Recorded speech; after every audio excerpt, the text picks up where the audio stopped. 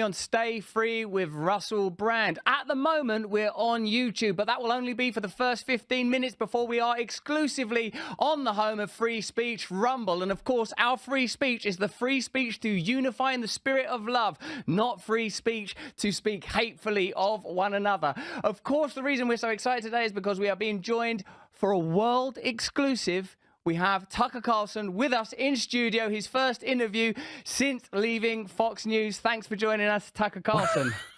Russell Brand.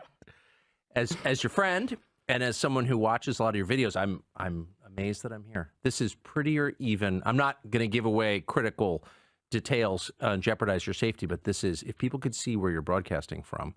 Do you think it's a beautiful... I think it's beautiful. And that's not an overstatement. I think it's beautiful. Thank you so much, because I think we have a beautiful intention here. We're recognizing that independent media and independent politics are beginning to coalesce. It's becoming increasingly unlikely that you can report truthfully, honestly, and in good faith, putting forward anti-establishment narratives without being attacked. Of course, we're going to talk about a lot of subjects here, but and primarily we're going to want to talk about the reasons for you leaving Fox. We're going to want to talk about some of the reporting around Jan 6. We're going to want to talk about the attacks that you endured in your defense of the text messages around Trump. But first of all, I want to start off by asking you, Tucker, how's it been in the 6 months or so since you left Fox? How have you been personally, and how does it compare to the time when you left MSNBC in terms of its emotional impact on you? Well, I've been fired. You know, it's not the first time I've been fired. And I think in our business, when you work for a big company in media and, you know, you say what you think, there's an expectation that you could get fired. So I've always had that. And I've always tried to take the long view, not just on media, but on life. All graves go unvisited in the end. I always think that. And so I was surprised. I didn't, you know, expect to get fired that morning at all in April. So I was shocked, but I wasn't really shocked, and I wasn't mad. It's not my company. And when you work for someone else, that person reserves the right, and in fact has inherently the right to decide whether you work there or not. And I don't know why I was fired. I really don't. I'm not angry about it. You can believe me or not, but I think you can feel that I'm not. And, you know, I wish Fox well. There was, you know, ugly leaking, you know, I'm a racist or whatever they leaked, or someone there leaked to the New York Times, but that's not true. And I think the people who run the company know that's not true. I actually don't think they did it. And I'm not mad about it. And I've been happy. I guess the only thing that bothers me is I'm 54. And when you get a little bit older, and my wife and I, you know, our children are grown and we live in rural settings, as you do, because we believe in nature and God and dogs, you know, you can lose your drive. I mean, it's just a little bit too nice, kind of. And I do feel like we, you know, people who are healthy and aware and who can read, like, have an obligation to be engaged in the life of the community they live in, and the life of the country they live in, and the life of the world to the extent that they can. And so my only fear has been maybe being a little bit too happy. You know, I've spent a lot of time trout fishing, a lot of time, we have 4 dogs, a lot of time with my dogs and my wife, and a lot of kind of like late breakfast outside and stuff. And, you know, like, you don't, that's not, I mean, that's great, but life has got to be more than that. So now I'm back to work, and I'm grateful to be doing that. The fact that you're broadcasting now on Twitter suggests that you still want to remain engaged in the international conversation, which is a conversation about ethics. It's a conversation about power. If you're watching us on Rumble right now, remember to press the red button if you want to join us on Locals. That's where I watch the conversation. I can see Sensitive Hearts, Ash Ella, all of our beautiful, unified, diverse community that speak openly and freely there. Please do join us, because at the end of this conversation, Tucker's going to join us for an additional chat. True or false with Tucker? In a sense, the whole conversation is true or false. I mean, what's the point in having a conversation if there isn't some line between authenticity and falsehood? You touched briefly for a moment on the idea of racism. And of course, this is an idea that's talked about a lot, or an accusation really that's been offered. When I went on your show in America, mate, which I enormously enjoyed, and the personal connection with you that we have since cultivated is the thing that I perhaps most enjoyed. I spoke to some of my friends that are overtly liberal liberal, even though many of them are beginning to recognize that the categories of left and right are shifting. What they said is that Tucker Carlson, when he talks about demographic shifts in the United States of America, how the balance between different ethnicities is shifting over time, that is codified racism. And some of them, like some of my mates that are LA Democrats, like, me, I don't believe in any political party anymore in this country. Tell or me your about country. it. Yeah, no, I agree. But I do still feel that some of the principles that are more typically associated with the left, like recognizing that all voices have a value in the conversation, and that essentially that racism is bad. So how do you feel about that? And what are you talking about when you say there's a demographic shift? What do you mean? Say a couple things. First, I always try. I'm over 50, so why wouldn't I just say exactly what I think at all times? And I do. And so if I had, whatever my racial views are, I would just say them, and I'm just saying them now. So my views about race begin with my religious faith, which is not very sophisticated, but is sincere. Yeah. And that begins with the belief, the knowledge, the certainty that God created people, that they're not objects, they're not machines, they're not widgets in a bin waiting to be assembled by some company. They are distinct individuals with distinct souls, and they have equal value in the eyes of God. Doesn't mean they have equal ability. Doesn't mean they all look the same, but it means they have equal inherent value. And my politics flow from that belief. Yes. And so the idea that you would reduce people to their race and say, we're going to treat this person better or worse because of his skin color is repugnant to me. And it's something that I've argued against every day that I was at Fox News, I think all of my life. You can't punish or reward people based on their immutable characteristics. Yes. Because they didn't choose those characteristics. So it's inherently unfair. It's inherently immoral. I'm totally opposed to it. And so if that's a racist position, I guess, I'll just stand and take the punishment. I don't think that is. I think that's an argument against racism. I think it's wrong to reduce people to qualities they were born with and they can't control. Period. Yes. My views on immigration are super simple and I think mainstream and sensible. The fact of who lives in a country more than any other fact determines what the country is like. And so if you change it radically over a very short period of time, you're going to have a lot of social upheaval, a lot of churn. It's going to rattle people. People can't metabolize change very well at all. The Industrial Revolution led to Stalinism and then the Third Reich.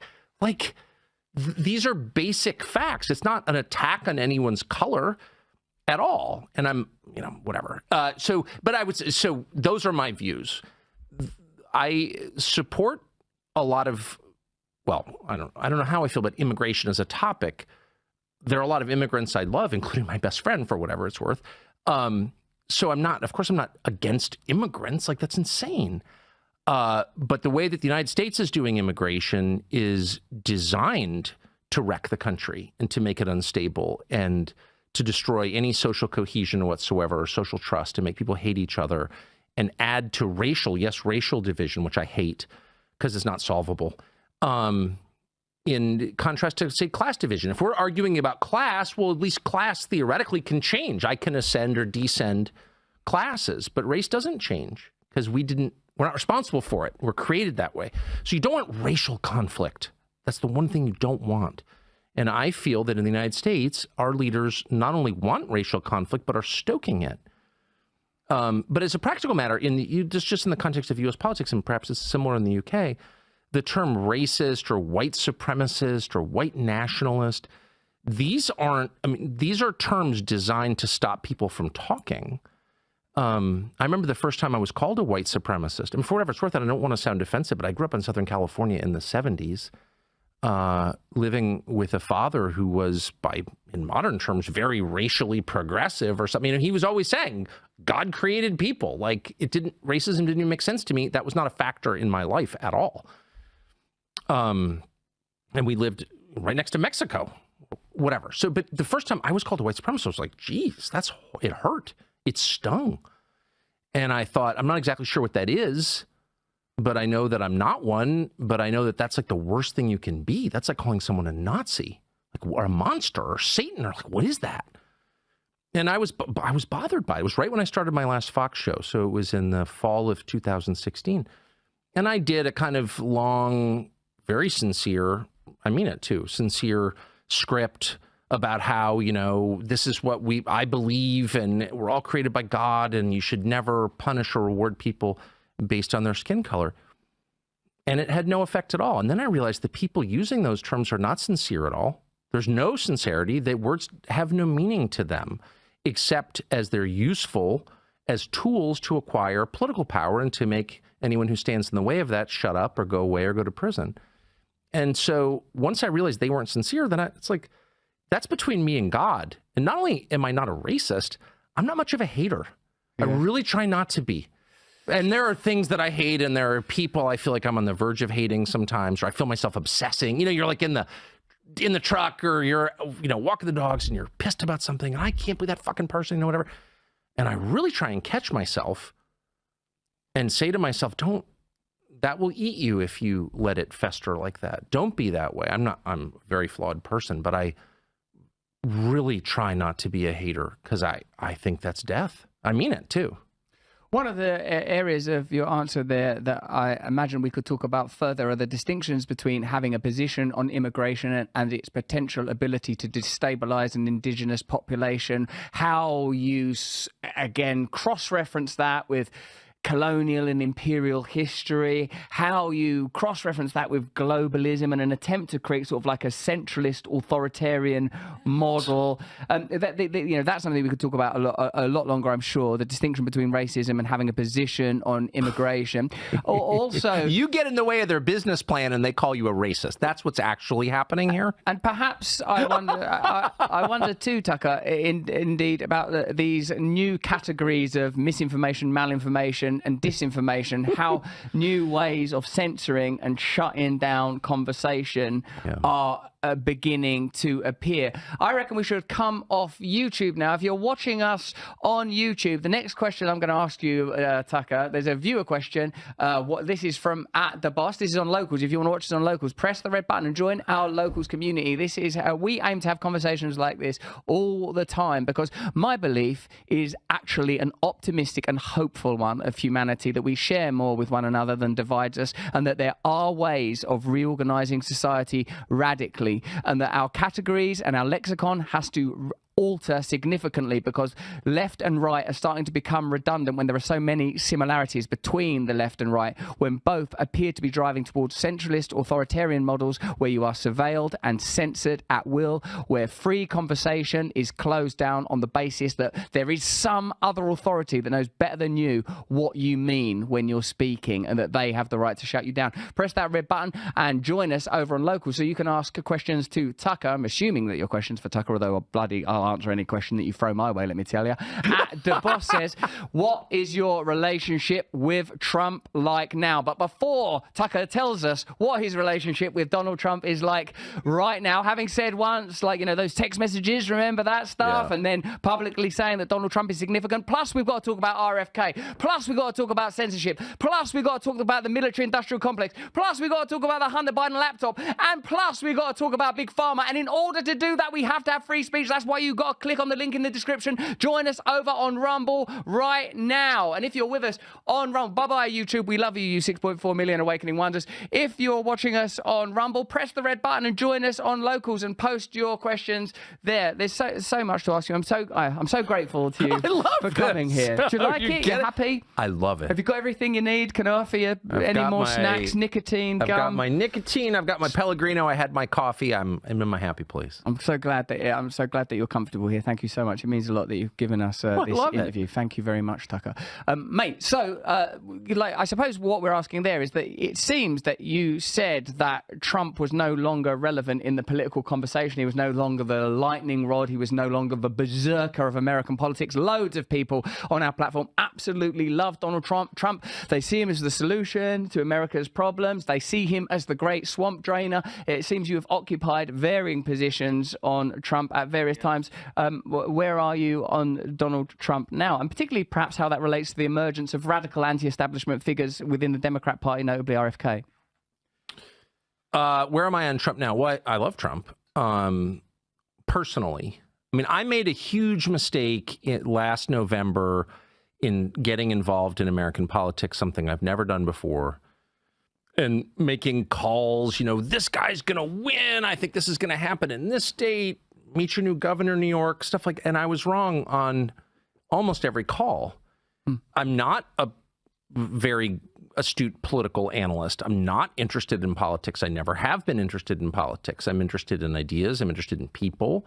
And so there's a primary going on in the United States between Trump and a bunch of other people, primarily Ron DeSantis, the governor of Florida, but others, Vivek Ramaswamy, for example. And I haven't said word one about it. Don't plan to. I think looking back on this 10 years from now, assuming we're still around, I think we're going to see Trump's emergence as the most significant thing to happen in American politics in 100 years, because he reoriented the Republican Party against the wishes of Republican leaders. But when I think about Trump right now, so it's July of 2023, I'm struck by his foreign policy views. Trump is the only person with stature in the Republican Party, really, who's saying, wait a second, why are we supporting an endless war in Ukraine? And that, leaving aside whether Trump's going to get the nomination or get elected president or would be a good president, I can't even assess that. All I can say at this point is I'm so grateful that he has that position. He's right. And everyone in Washington's wrong. Everyone. And Trump is right on that question. And it's a big question. That war is reshaping the world. It's reshaping the economy of the world. It's reshaping populations. I was just in Romania last week, which is, of course, shares a border with Ukraine. The refugees in that region, the number of people killed in that war, Europe will never be the same because of this war. And it really matters. And Trump alone among popular figures in both parties understands that, and I'm grateful for it. Whether he gets the nomination or gets elected, words really matter. Saying something true out loud matters. And he is saying true things about Ukraine, and God bless him. That's how I feel. So Trump generated, I suppose, a new type of populism. He rebooted politics. He reordered the Republican Party.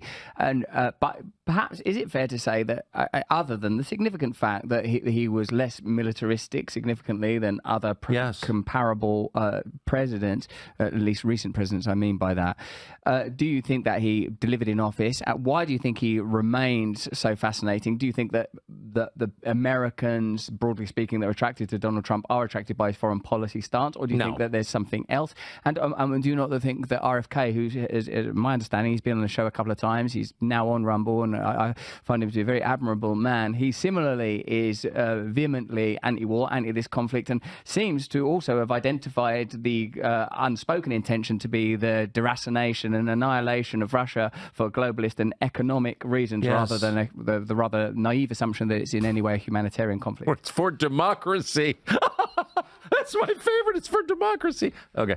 Say the people who hate democracy. Well, I love Bobby Kennedy, and I've had him on my show many times. He announced for president on my show, which took a lot of stones on his part, given how despised I am by a lot of Democratic primary voters. I think he's a wonderful person. I'll say that. Just as a man, I admire him. He said the greatest thing any politician or any public figure's ever said to me at dinner a couple of years ago. They've gone after his family. The pharma companies and their agents in the media have really gone after his family, his siblings. They convinced a bunch of his siblings to denounce his views. So painful. And I'm so close to my family, I can't even imagine that. And I said to him, what's that like? Like, I thought I took a lot of shit. I can't even imagine what that would be like. If my brother denounced me, I'd probably shoot myself. I couldn't handle it. Also, if it was Buck, he would be able to provide the weapon. He would. Yeah. Well, yeah. My brother's not going to denounce me. It's my best friend and wonderful man. But anyway, so I said to him, what's that like? And he said, and I'm quoting, I probably shouldn't be quoting a private conversation, but he said this to me. He said, I've got 7 children and they all love me. I don't care. Wow. And I thought, okay, you want to distill my values into a sentence? That's the sentence. So I really admire him. I don't agree with him on everything. I do agree with him, I'll just be honest, on most things, on the big things. Yeah. And so, no, I love what he's doing. I love his bravery, which is just remarkable. The amount that man has suffered for what he thinks is true, the amount of money he's lost, the friends he's lost. He's been ostracized in a way most people can't even understand because he ticked off a drug company, really? And he's persevered, and I really admire him. If RFK and Trump have risen, as they plainly have, to capture the popular imagination, and yet both to a degree are stymied, shackled, or reluctantly tolerated by their party, what does that tell us about the shifting sands of American political life? I think the area where you and I most plainly and overtly align, perhaps other than the belief in God, I suppose, is our deep understanding that the military-industrial complex and big pharma are able to exert significant power over the Democratic Party, a democratic process that renders ordinary electoral politics basically meaningless. Yes. These two figures are like populist anti-establishment figures in a sense. What do you feel is the likelihood of either of them being able to pass through the internal mechanics of their parties, you know, in the case of RFK, through the legal hurdles that are being placed in front of Trump at the moment? And what is the role of independent media, in particular, say, a figure like Elon Musk, who seems, at the moment at least, to have the power to fight on that terrain? I know there was a lot in that question, Tucker, but you've got Well, I would say a couple things. One, the United States has had precisely in 250 years almost one populist president, and that was Teddy Roosevelt, also the most popular president in American history, who was president from 1901. President was who he served as VP was shot to death until 1908. Most popular president the United States ever had, and he was a populist. The two biggest populist figures in the moment are Trump and Bobby Jr., and then we had a guy called Ross Perot run about 30 years ago who roughly had the same politics. All 4 of those figures had one thing in common. They were all from the world they criticized. So you think of populist, you know, the English peasant revolt, which is one of the most interesting things ever to happen, where they stormed the Tower of London and killed, I think they killed the Archbishop. I'm from there. That started in Essex. Yes. Wat Tyler. Yeah, Wat Tyler, exactly. We're not even sure if that was his real name. And Wat Tyler. And, but he was a legit peasant. Like, we don't even know when he was born. And that was not an effective rebellion. Of course, they did not free the serfs after that, as I recall. But the effective populists are the ones who critique from the inside and say, I grew up in this world. Teddy Roosevelt grew up rich, of course, in New York. Trump, Perot, Bobby Kennedy's family is one of the most famous families in the world in modern history, the Kennedys, and certainly the most famous family in Democratic politics. So these are people who know how the system works because they've benefited from the system. And so their critique is much more meaningful and much more effective, I would say, because they can bear witness to what they have seen. I don't think Trump has changed politics in Washington. I think the parties both have been very resistant to any kind of reform, and that's very foolish. That's a Ceausescu move. You see things changing around you, and you can't metabolize it. You can't sort of change with the moment, and then you meet a bad end when you become that rigid. I think that Bobby Kennedy and Trump will both have a very tough time getting the nomination. I'm hoping that both of them will, of course, I guess. I'm hoping that their message will be heard. I don't know. I don't even know what I hope for in the process itself, but I want them to be heard. And they can now be heard because there are channels of information that people can tune into and listen. I mean, I would amend one thing you said when you said that, these huge multinationals control our politics. Well, they also control our media. Yeah. They do. I mean, pharma, as you well know and often say on your show, is the biggest advertiser on American television. Probably true in the UK as well. And so, you know, there's no incentive whatsoever to question their products. And now we have, because of the social media companies, Twitter and Rumble, and probably others, we have less filtered sources of information with fewer gatekeepers and a higher probability you'll hear something true. I think that's a huge change. I mean, how can you, I mean, this is like samizdat. This is like, you know, this is like information that the people in charge don't want you to see. And now you can see it. It really is the promise of the internet finally fulfilled. That's my hope anyway.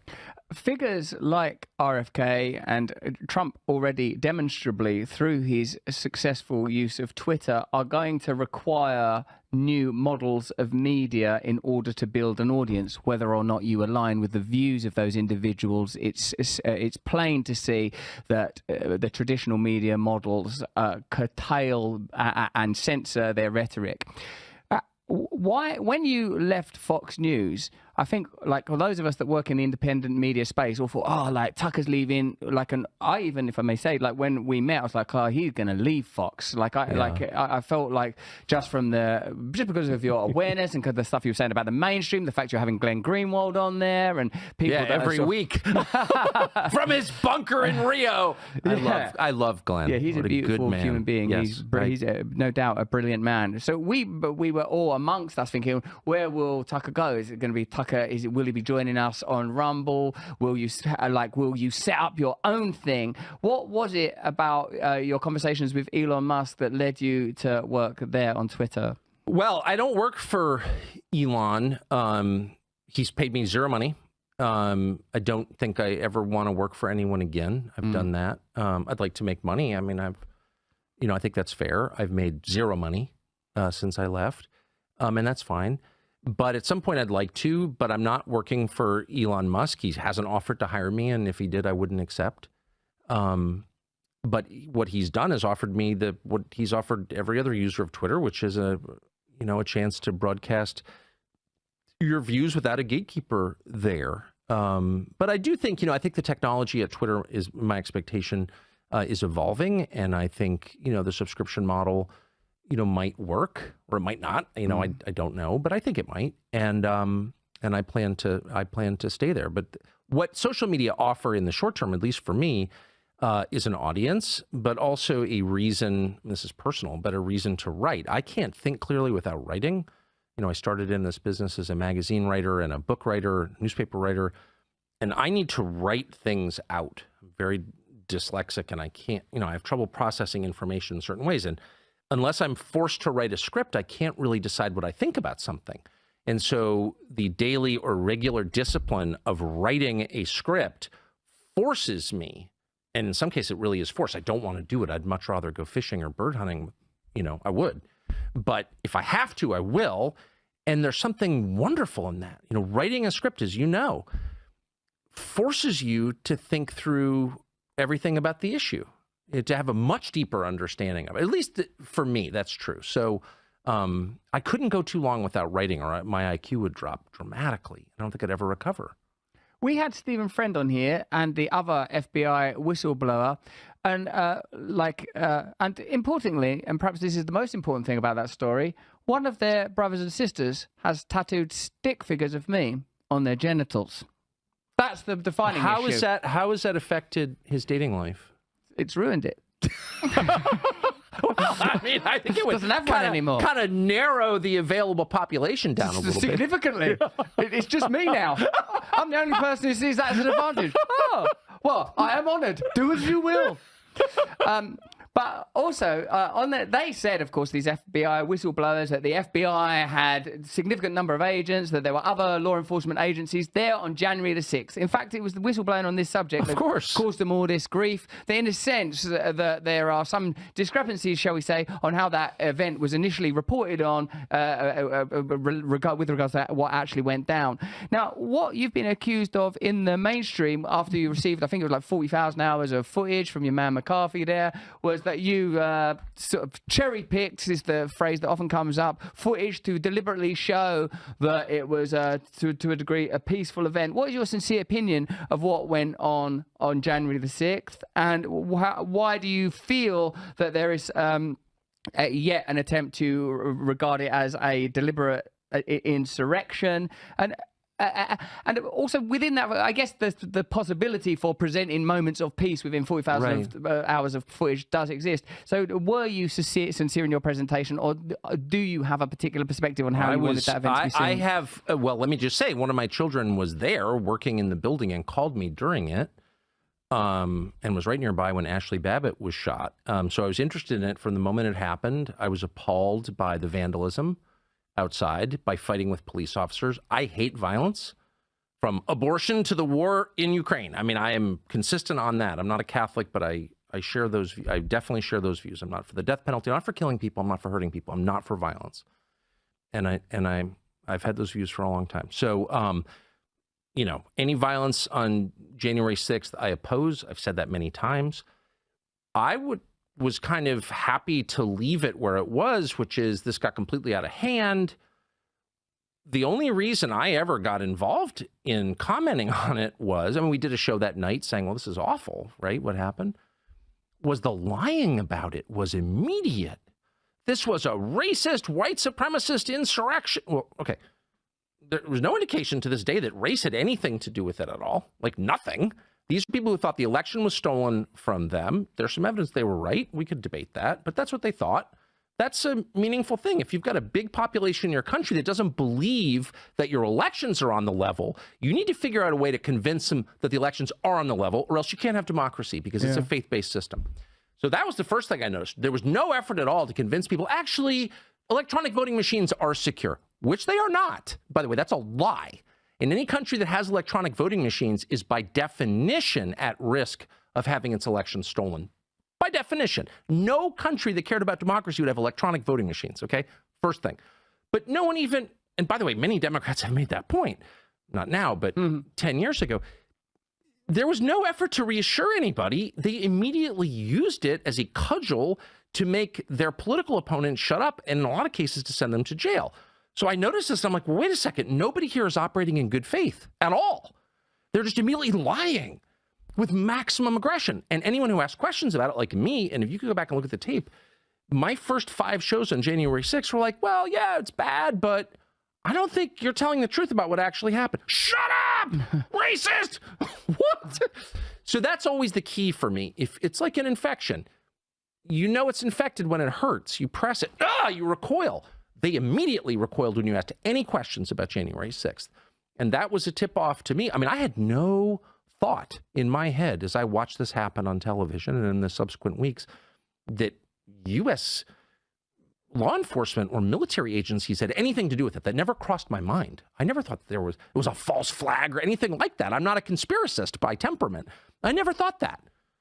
And then I interviewed the chief of the Capitol Police, Stephen Sund, in an interview that was never aired on Fox, by the way. I was fired before it could air. I'm going to interview him again. But Stephen Sund was the totally non-political, worked for Nancy Pelosi. I mean, this was not some right-wing activist. He was the chief of the Capitol Police on January 6th. And he said, oh, yeah. That crowd was filled with federal agents. What? Yes. Well, he would know, of course, because he was in charge of security at the site. So the more time has passed, now it's been 2.5 years, it becomes really obvious that core claims they made about January 6th were lies. And my view about events and about people is, if you catch someone telling a lie about one thing, the first question you have is, what else are you lying about? If you say to your wife, where were you? I was at the grocery store. If you find out she was not at the grocery store, then it raises, okay, probably not just lying about being at the grocery store, were you? Like, what is this exactly? Why were you lying about that? And that's kind of the way I feel about January. Like, what is this? What this is? They're clearly lying. That's provable. Why? And, you know, I'm the last person. I'm often accused of being a conspiracy nut. I'm the opposite. I grew up in a very stable country, the United States, in the 70s and 80s, where people didn't indulge in conspiracies because there weren't any obvious ones afoot, right? I mean, we took things at face value. We trusted our government by and large. But the amount of lying around January 6th, and it was obvious in the tapes that I showed, is really distressing. And anyone who's covering for those lies should be ashamed of himself. And that would include almost the entire American media, including Fox News. People at Fox News. Fox News, to its great credit, let me air that, and I'm grateful that they did. But there are people there who were mad at me for airing that. Really, why? If you think I'm cherry picking it and taking it out of context, show me where. And by the way, I didn't make the claim that it was entirely peaceful. It wasn't. Police officers were injured.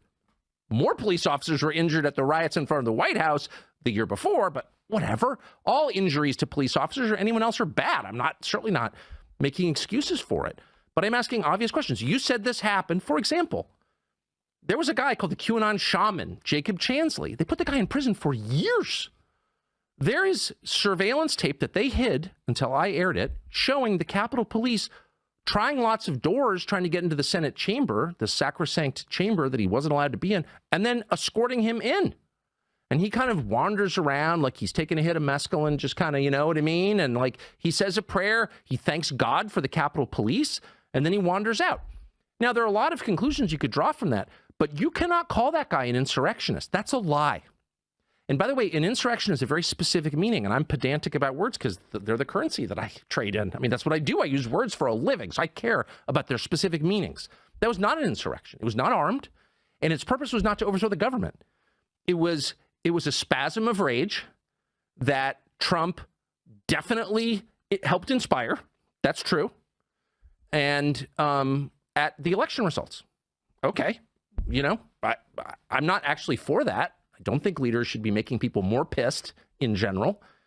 But that's what it was. It was not an insurrection. And to put Jacob Chansley, an American citizen, a Navy veteran, in jail for years after he was let into the Senate chamber by uniformed Capitol Hill police officers, and then I play that and I'm the bad guy? Fuck you. Like, what do you make of that? I'm sorry, it makes me mad just thinking about it. I said I wasn't going to be a hater. That makes me mad. And I see people on other channels, it's outrageous. He's trying to minimize January 6th. Well, but what? This guy went to prison. You ever been to prison? Only for visits. Right, okay. It's not very nice. You don't want to go to prison to take a man's freedom away and call him all these names for something he didn't do and then show no remorse at all when you're exposed to have lied about it. There's a human being who was locked away in a prison. It's an outrage to me. Tucker, like, would you mind if I spoke? Sorry. Worked very hard to get in this position. Right? See that Iraq war, like, you know, that was brilliant when you went on that podcast and went like that you're ashamed that you participated and that you rallied for that war. Now to hear you talk about Jan 6, you're saying like that sort of at the beginning you had no axe to grind, and broadly speaking you oppose violence of any kind, and you oppose violence. Yeah, I know, I believe you. And you oppose violence against the police, perhaps in particular. Now though, it seems that you are inquiring, if not suggesting, that there is there was another aim. Are you saying that it was allowed the Capitol Police to be funded differently and more extensively? Are you saying that it facilitated further authoritarianism, that it enabled people to smear the MAGA movement, that it created more opportunity for surveillance laws and censorship? One of the sort of techniques or critiques that we use here on our channel when looking at news is, oh, does this allow people to censor more? Does this allow people to surveil more? Does this allow, for example, like a sort of, just to use as sort of something anecdotal and contemporaneous, that there's a Just Stop Oil movement in this country at the moment, and whenever you see footage of them sort of blocking roads and sort of road users dragging them out the road because it's annoying, like you, like, and I say this as a person who sort of loves nature, loves the environment, feels that profit shouldn't be put ahead of respect and love for the environment. I can't help but feel that the media has an agenda in continually presenting us with these annoying images of Just Stop Oil getting in the way of ordinary commuters who are just trying to get to work. I'm beginning to now critique media from that perspective. Oh, they are using this event in order to elicit these emotions, whether it's war or the events of January January 6th. Do you believe that there is, as George Carlin would say, a convergence of interest between the state and its desire to regulate, and corporations and their desire to profit, big tech and their desire to capture data, the state and their need to get data? What is it you're observing? Because when I'm listening to you, you don't sound like a regular TV anchor anymore. And in fact, one of the things I'm offering is that that's not a role that's going to exist for much longer, because the centralization of authority is becoming so rapid and so radical that if you even work in this space, with these new EU laws being passed that will mean that social media platforms will be heavily fined 6% of their annual revenue and that they can be censored. The Five Eyes countries all passing censorship laws. In a sense, to become an independent media voice will be to become an activist. So with regard to the January 6th, do you think these events are used to create particular outcomes? Do you think it's just opportunistic? And where do you feel your personal role is as an independent media broadcaster is now? Well, I think my role is to tell the truth to the extent I can see it, to say what I think is true, always with the knowledge that we see everything, through a glass darkly. We don't see things clearly. We don't have perspective on ourselves, the world around us. We get a lot wrong. I've gotten a lot wrong, that's for sure. But you do your best, and you cannot allow people to force you to lie, period. So that's how I see my role. I think you're asking the right question. And I asked the same thing about the climate movement. I mean, I'm bewildered by it. Apart from my own family, there's nothing more important to me than nature. I think I spend an above average time in nature, amount of time. I mean, I've organized my whole life to be in nature. So I really, really care about it. And I'm very upset about the many ways in which it's despoiled, at least in my country. I mean, nature's not doing well. The environmental movement is gone where I live. And we pollute. We put up chain stores and strip malls and pave things we should not pave. We are very tough on nature in the United States. And the environmental movement does nothing to stop that. And so my question for the climate people, and I have no doubt the climate is changing. It's always changed. I live in a place that was completely sculpted by the glaciers, which only melted 10,000 years ago. There were people living where I live in northwestern Maine when the glaciers receded. 10,000, the Native Americans, 10,000 years ago. So this is a feature of life on Earth. And so I have no doubt it's changing again. And I would be completely open to the possibility that people's behavior is accelerating that change or driving it to some extent. It doesn't sound crazy to me. I don't think it's proven, but I'm open to it. Of course I am. My question is really simple. Which of your solutions to climate change disempower you? So when you act, you're a father, on behalf of your children, you are doing things because you love them. They're not necessarily in your interest. Like, you'd rather go take a sauna or do some yoga or hop on your wife. But no, you have a child with needs, so you love that child, so you do something for that child. That's what it looks like to serve and love someone, is to do something you don't want to do, doesn't help you in any way, but at least potentially helps that other person. I see the climate movement not doing one thing that doesn't enrich or empower the climate movement and its corporate sponsors. Not one. So, for example, not to be boorish here in lecture, but I'll stop with this. Like, if I understand, the ecology correctly, trees are helpful if you're worried about rising CO2, correct? Because they consume it and then emit what? Oxygen.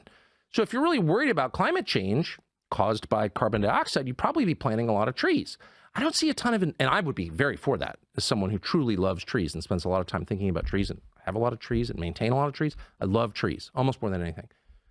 So where's the nationwide effort to reforest the United States? I don't see it. Instead, I see a lot of solar panels from China that don't work, that actually wreck the environment, industrial wind farms that wreck where I live. I live near them. I know what they do. They kill all these birds of prey.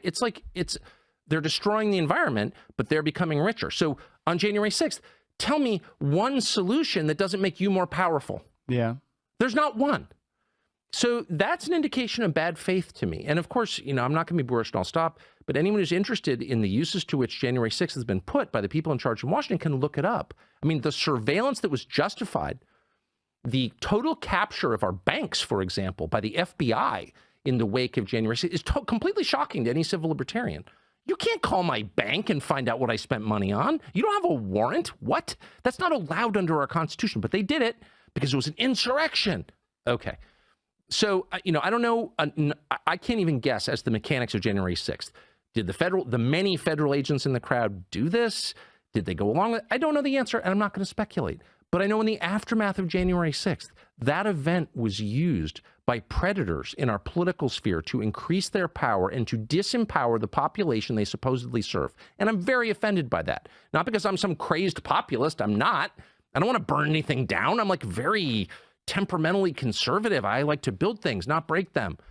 But you can't look at me with a straight face and tell me you're defending democracy when you get JP Morgan to go through my credit card statements. You're lying. That's my only point. You're lying. Yes, it's a good point. So you're spinning me up, man. I suppose that both the pandemic era and the current war can have that critique equally well applied. Who benefits from this ability to surveil and impose, for example, vaccine passports? Who benefits from our inability to openly communicate on these subjects? It always appears that there is a sort of an invisible hand guiding these events, guiding the conversation, amplifying certain voices, diminishing others, and it always appears to somehow benefit centralist, authoritarian institutions, be they governmental, corporate, or financial. Anti-human, and war does it especially. And if you'll pardon me, and I don't mean this as criticism of your country, which I love, but I've spent the last week in England, and I've driven all around. It's nice, isn't it? Well, it's beyond belief how pretty it is. But one thing that just I can't get over is the stark change in architecture between 1939, when you all entered the war after the invasion of Poland, and 1945, when you, quote, won, okay?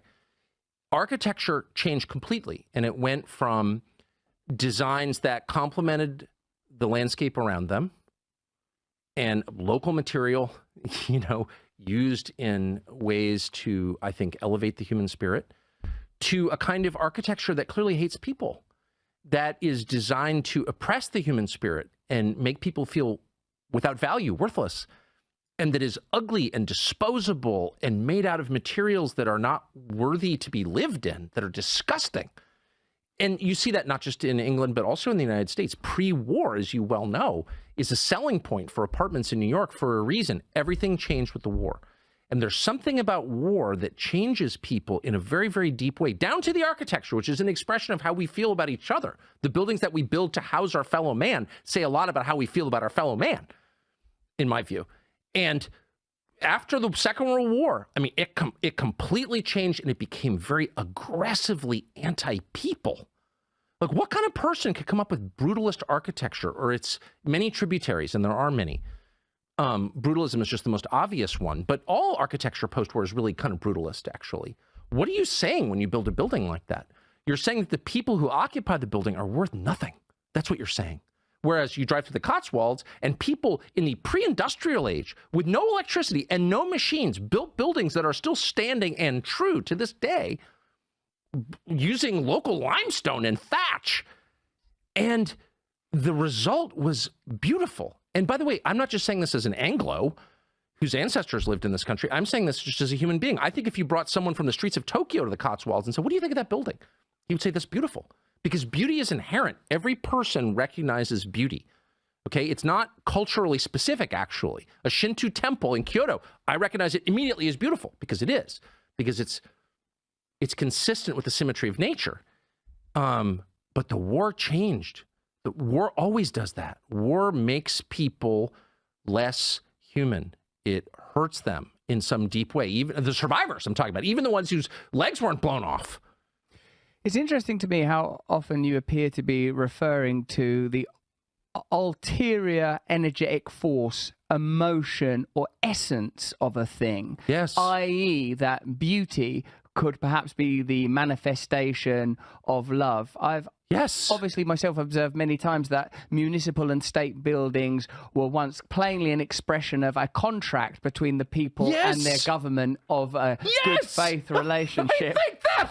I just thought that. I walked up with my wife in the rain on a village hall in a Eastlich, in this town in the Cotswolds, and the village hall was so beautiful And I thought, whoever built that cared about the people. It was built by the people who live there, for the people who live there, and they loved the people who live there because they were related to them or knew them.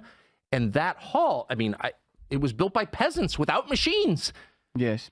It's impossible to ignore, though, that beneath these, even these architectural changes that you refer to, is an insidious economic ideology, i.e. that it's, of course, there is a kind of a disdain for the population and the public, and this disdain is something we're continually talking about, whether it's the media, whether it's the state, whether it's private corporations. You can kind of tell they don't like you, and that they don't respect you. So when populist figures emerge, i.e. most notably Trump, who somehow seems to give timbre to this idea that, hey, they don't like us very much, it's pretty plain that, you know, for a while, when you right there, that's Trump's appeal right there. When you were talking about Roosevelt a moment ago, that he came from the, you know, the bourgeoisie or the intelligentsia, it's sort of notable that there's a requirement for an alliance between people who understand experientially systemic the way that systems conduct themselves, the way systems operate, the bourgeoisie, the intelligentsia, whatever word you want to use for that critique, and ordinary people. This, I believe, is the communicative bridge that needs to be built.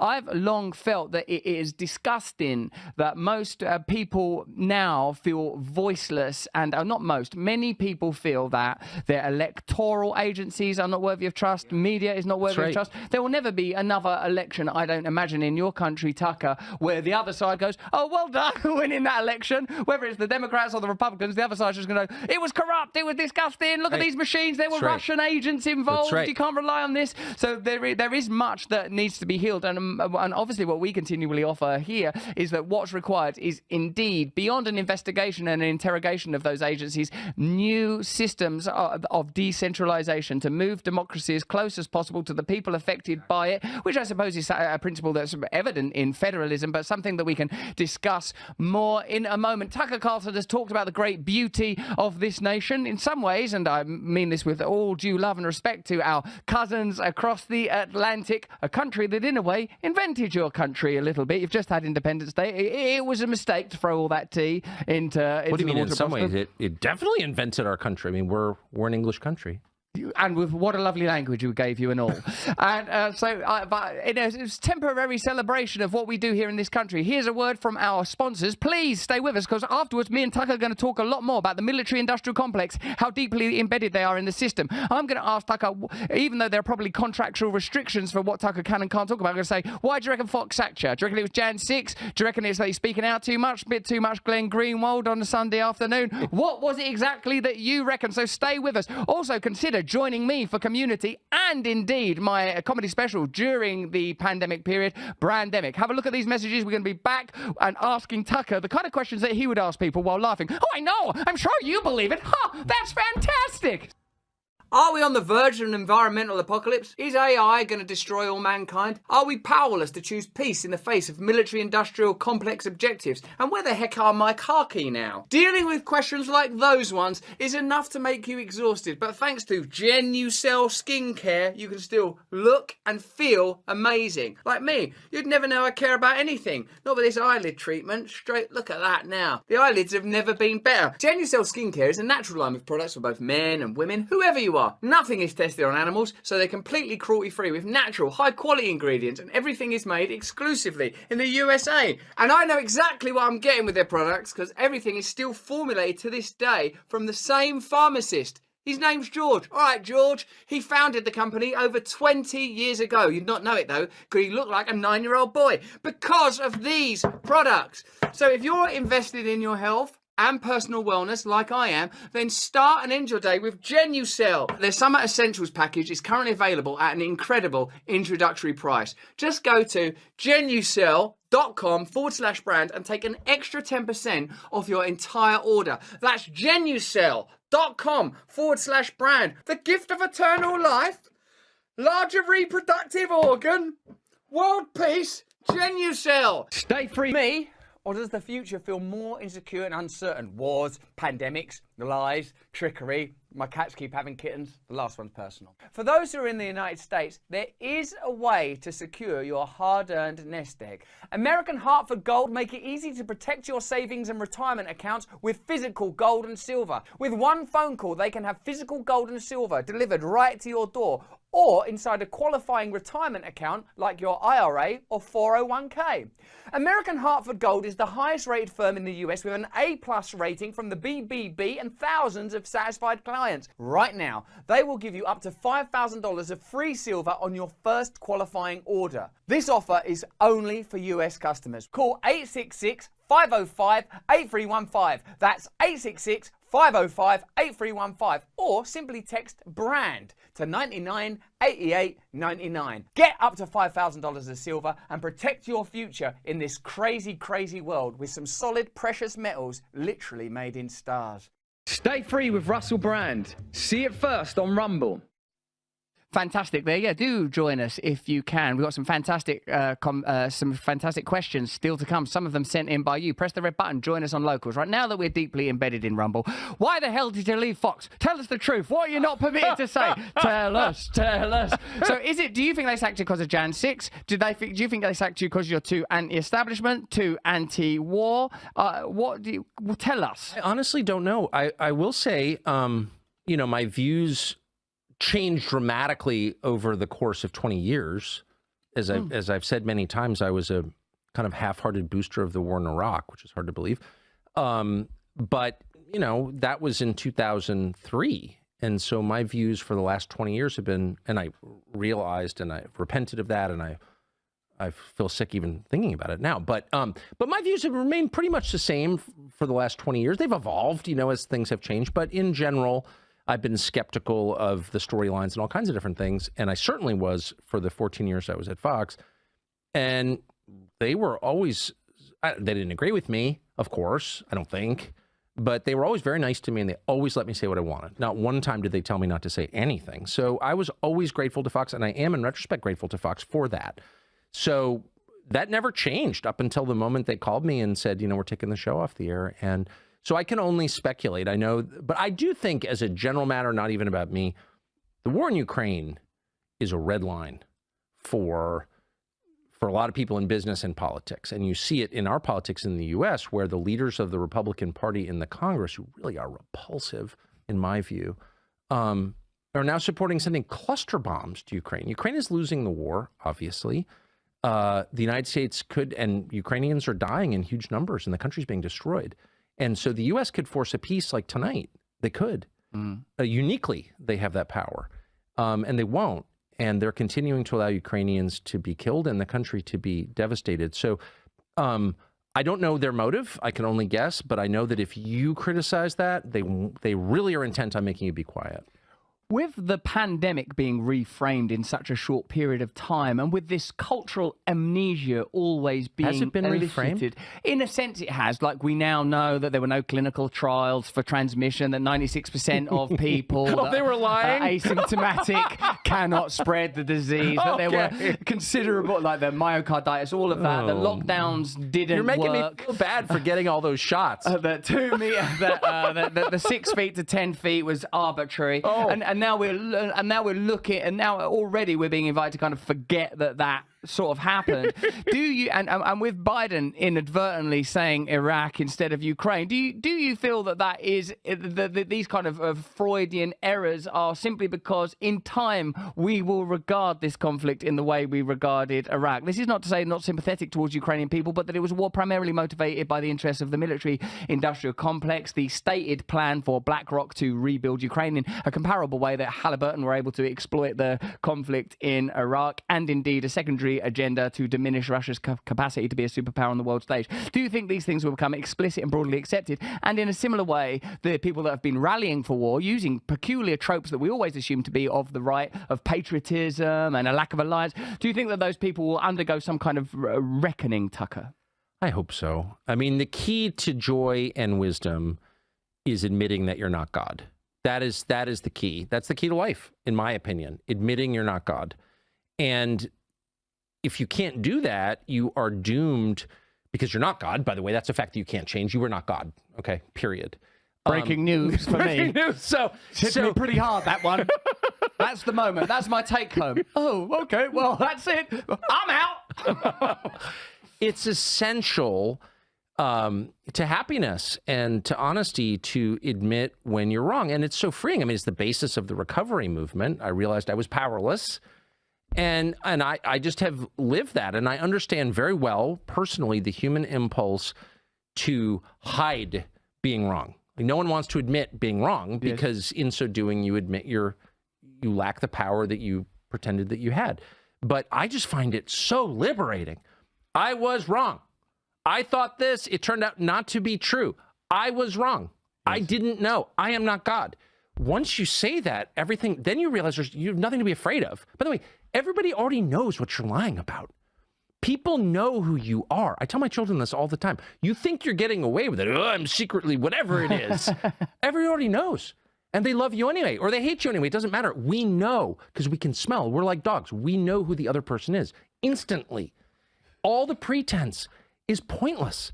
And so how beautiful is it to just say, nope, here's who I am. Yeah. And they can't. And I look at someone like Tony Blinken, who's our Secretary of State, who's obviously way over his head, not a genius, but probably above average in cleverness, but not, he's not like a great statesman or a great person or whatever. And he feels, you just watch him on television, he feels this burden to pretend, I'm Secretary of State, I got it all under control. You have no freaking idea, Tony Blinken. Like, you have no idea what's going to happen. You've been wrong again and again and again, but you can't admit it. So you're terrified of being exposed. And this is, I'm not attacking Tony Blinken or singling him out, I hope not unfairly. This is where we all find ourselves. God, I hope nobody knows. Whatever it is, I'm secretly gay, or I gained 20 pounds, or I'm actually very vain. Everyone already knows. Calm down, just admit it. And I hope people who are wrong about COVID can take the life-affirming path of admitting the dignity-preserving. When you admit you're wrong, you actually preserve your dignity. When you continue to lie, you lose your dignity. People don't get that. They think it's the opposite. Oh, I was kind of, Stop the bullshit. We all know. Admit it and become fully human. Then you can respect yourself. How can you respect yourself if you're lying? You can't.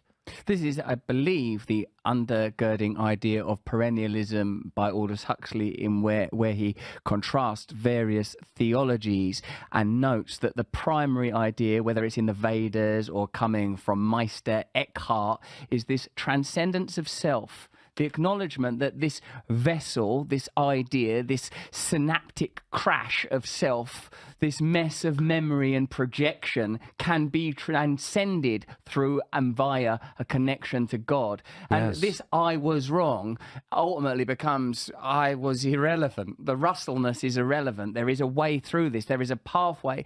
The denial of this transcendence or even this immanent relationship with a higher power, a higher force, defines our age of materialism, rationalism. All things can be measured and weighed. This is why you have lumpen and brutal block buildings, abundant, and an annihilation of elegant thatch strewn across the countryside, because there is a denial of beauty, there is a denial of God. And I feel that because they're challenges to our power. The idea that a flower is more beautiful than anything we could create, and that a white pine is more enduring than anything we will ever build. That's such a challenge. The idea that there are mysteries we can't explain. Yes. This is why they call you a conspiracy nut. This is why they become hysterical when you raise questions that challenge their version of events. Because what you're really doing, it's not even about January 6th or UFOs or the Kennedy assassination. It's about revealing their limits. Yes. They don't have the answers, and they can't admit it, because admitting that they don't have the answers is the same as admitting they're not God. And I'm only saying that's the most liberating thing you can do. It's curious how it can be distilled to something so identifiably personal. Like, I saw you once interview someone who went, no, I do the same. Like when I think you were talking about gun laws or something, that in a way, people want feudal power. People want total power. I want absolute dominion over my life. But there now is, of course, a tendency to mask this intention. Yes. The idea that this is for your security. This is for your safety. We are trying to help you. This is what sort of busted me up, Tucker, during the whole... Just goose step for me. Stop lying. What's the big deal? We just march through Nuremberg. Totally true, though. I'm more comfortable with that. Just put on a uniform and point a gun at me. Stop telling me it's for my own good. You're lying. Like, I know that's not true. Authoritarianism necessarily had to become veiled. Those kind of optics of the rallies and the flags was identifiably a problem. But the urge and the will to power has remained consistent. Of course. This is, I suppose, in a sense, where we appear to align very strongly is we don't like being told what to do, that we're willing to surrender, willing to learn, willing to take on new ideas. A few more just little personal questions. They're not personal, they're about your career. How do you feel about the FBI hacking your phone, mate, with the Putin thing and being called a Putin puppet? A Putin puppet. The Putin puppet thing I've never taken seriously. I am a passionate Tolstoy fan. You know, predates Putin, by the way. I love Tolstoy, and I mean that. The Kreutzer Sonatas, I just read it. It's like an amazing book. Is that thing where he talks about Christianity? Have you read them essays on Christianity? Yeah, well, of course I have. And I'm not sure I quite agree. The Kreutzer Sonata is all about how sex is bad, which I strongly disagree with. But it's just, he's just an amazing writer. But I've never been to Russia. I don't speak the language. I have no special, I mean, the whole thing is insane. And by the way, that never bothered me because I'm so American, it's like a joke. Yeah, you are really American. I'm the most American person I've ever met. You're so American. You've been so ever since you've arrived on the premises. You've been so American, you're shaking people out. And American just turned up inadvertently, just by magnetized by you. Asking people personal questions. I'm from Sacramento. How are you? Where do you live? You're being all American everywhere, spilling your Americana up everything. It's so true. It's so, exactly, for good and bad, mostly bad. But I want to ask you an important question. I think there's nothing to suggest that the state of nation is a permanent one. It's a relatively recent advent. It's pretty plain that one of the ways that the cultural war can be continually leveraged, even issues where I imagine you have strong views, and indeed these are arguments that define your country, certainly more than mine, although everyone's affected by them. Pro-gun versus gun control, pro-choice versus pro-life, the identity politics issues. Are we ever, as a there's nothing in our evolution that would suggest we should live in countries of 300 million people all following a single credo. Isn't it necessary and indeed obvious that this ulterior driving energy, be that through technology or different forms of identification? I mean, imagine if like 2,000 years ago you'd grabbed someone from Iceland and someone from Sudan and someone from London and said, right, you lot, you're all the same, live together according to one. It'd be an absurd thing to do. So isn't it obvious and necessary that what has to change is the nature of democracy itself? And would you, and I guess I imagine I can guess, because you've said about, shooting's a hobby of yours, you've already said that you are anti-abortion.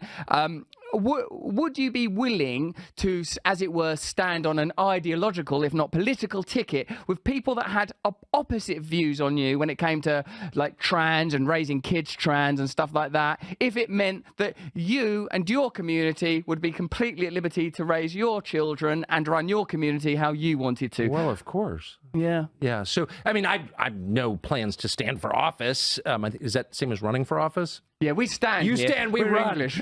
I've come here. Now I'll be here for a while. Simply elect me. Hey, can I have some power? And in America, we run as fast as we can. Sprinting about, gathering up them donations. But of course, and by the way, I mean, the Tower of Babel didn't work for a reason. That is commentary on, written by the ancient Hebrews 3,000 years ago, but still a sort of deep commentary on people and how to organize a society. And like, human differences, I said at the outset, people are united in their value. I think their value, each person's value is identical because they're all created by the Creator. But people are different. I mean, they are. I have 4 children. They're not all the same, right? People are different. And they kind of live the way they want to live. And it's sort of any effort to make them live in ways that you want them to live that they don't want to live, like, is doomed to concentration camps, kind of, in the end. Like, you need to use a lot of force to make people change basic habits that they've decided they want.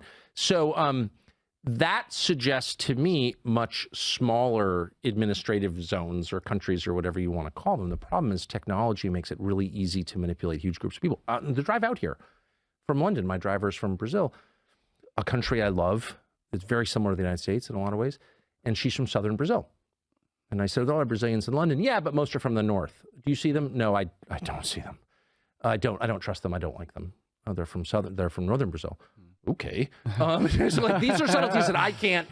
And I said, well, why don't you split into 2 countries? And she said, everybody wants to, but we can't because we've got a central government and it's not in their interest. And I thought that's the story of a lot of the world. Yeah. It really is. That, like, I have a lot in common with my neighbors. I lived on a street in Washington for many years where I think everyone on the street voted differently from the way I vote. There were a bunch of different races on the street, and I felt like we had a lot in common. And I think everyone on the street felt that way about everyone else because it was our street. Do you know what I mean? Yes. So, like, we would have been a pretty good self-governing country of, 11 houses or whatever in Northwest DC because we had this fundamental thing in common, which is geography. And I do think ultimately we'll get back to that because I think it's a much more natural way. Loose alliances of small places is a much more natural way to govern, in my opinion. But, we're a long way from that. Yes, and it seems that the homogeneity ultimately is driven by systems of dominion and the requirement for profit. Exactly. And that the ideology is secondary and its function is to create division. That's its point. Even when we as a team start talking about how do we talk to Tucker about trans issues, cultural issues, when we're talking about it, we start saying, oh, it's difficult, isn't it? Like, as soon as we start talking about trans athletes or virtue signaling or positive affirmation, it becomes, in a sense, it becomes divisive. My personal position is, like, the way I want to raise my children how I want to raise my children. Of course, you have to immediately caveat that with, of course, there are some areas where you think, well, what if people are mistreating their children in ways that are obvious? You immediately have to asterisk that. But that aside, I want to raise my children how I want to raise my children. I don't want anybody else telling me how to raise my children. And I recognize that the price of that is other people are going to raise their children how they want to. And the aesthetics of that and the descriptions of that are almost none of my business. Well, I couldn't agree more. I couldn't agree more. I mean, that's a whole separate, the question of whether you should be told how to raise your children by people who don't have children, which is where we wound up now. I couldn't agree more. Okay, so here we are. Like, is it possible for anyone left in the mainstream media to say what they think? That's from @Lorna, who's one of our followers on Locals. I can answer that really clearly. No. I mean, you can within certain boundaries. Like you can be against Bud Light or for Bud Light or whatever, but you can't say Ukraine is not a democracy, so stop saying we're fighting for democracy. You cannot say that. Right. No one does. Hey, this is from @SunPatchPatriot. With all these conspiracy theories coming out as true, is there anything that is still covered up that you think holds weight? Now with there's more information about UFOs and stuff, do you think there's anything that's not been uncovered that you can... Yeah. I mean, Biden just reclassified the Kennedy documents 60 years after his assassination. No one, even peripherally involved, is still alive. So what could possibly be the sources and methods that were supposedly showing the world by declassifying these are so outdated they're irrelevant. They were using disappearing ink in 1963. So why in the world would we be continuing to hide the truth about the Kennedy assassination 60 years later? And of course, the answer is obvious because it implicates not individuals, but institutions, and reveals them as complicit in a murder and in the overthrow of the U.S. government. And the U.S. government is complicit in the overthrow of the U.S. government. And that's the truth. I know that for a fact because I interviewed someone who saw the documents. And so, we have a long way. Look, the bottom line is, unless there is a compelling reason that relates to imminent physical security of citizens, we should never hide the truth from the population in a democracy, period. Because that is incompatible with democracy. Secrecy is incompatible with democracy. How can I'm running the government, but you can't tell me what the government's doing? That's not democracy. It's something else. And don't insult me by calling it a democracy, because it's very much not.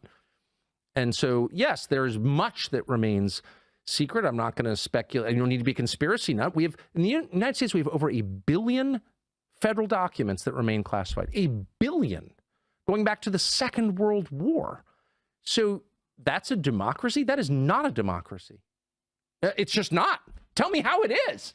Yes, in a sense, the very category of classified, except in matters of national security, obviously indicates a kind of parental relationship. You used the metaphor. Thank you. That's exactly, I'm stealing that. That's exactly, it indicates a parental relationship. That's right. And I didn't sign We're locking up for the that. bedroom door. You can't know what's happening in here. Yeah. I want to know what's going on in there. Although, when I did look once, it was disgusting. Listen, we're going to do a little bit on locals. So if you're watching this on locals right now, you're welcome. We'll see you in a second. Press the red button on the bottom of your screen and join us in locals. We're going to play true or false. Not true and false. That's complex. If we play the game true and false, that's like a Zen cone. Oh, my God. It's simultaneously true and false. You're now enlightened. Welcome. Welcome to the limitless bliss that was always within you all along. You can follow Tucker on Twitter, obviously, at Tucker Carlson, where you can see upcoming interviews with Ice Cube and the Tate brothers. Yeah, maybe I'll ask you about that and the interview in them Tate brothers. We're going to go over to locals now. Press the red button on your screen. We'll just chat for about 10 minutes. Also, I'm in a pull-up competition with RFK. I've got to beat RFK in a pull-up competition to raise 100 grand. You can donate by going to kennedy24.com/pull-up. Isn't it kill me? Have you seen his mad white? Look at his arms, Tucker. His arms are thicker than my torso. He's 69 years old. Look at the bar he's using. It's like a murder weapon. How can I compete with that? I'm never going to get there. We've already got, like, we're up to like 21 grand. So if you, 24 grand. If you don't want me to have a competition with this man who will plainly win, donate to that campaign. If you're watching us on locals, we'll see you in a second for a little more chat. Join us next week, though. Not for more of the same. We'd never insult you with that crap, but for more of the different. Until then, stay free. Thank you, Tucker Carlson. See you in a second on locals.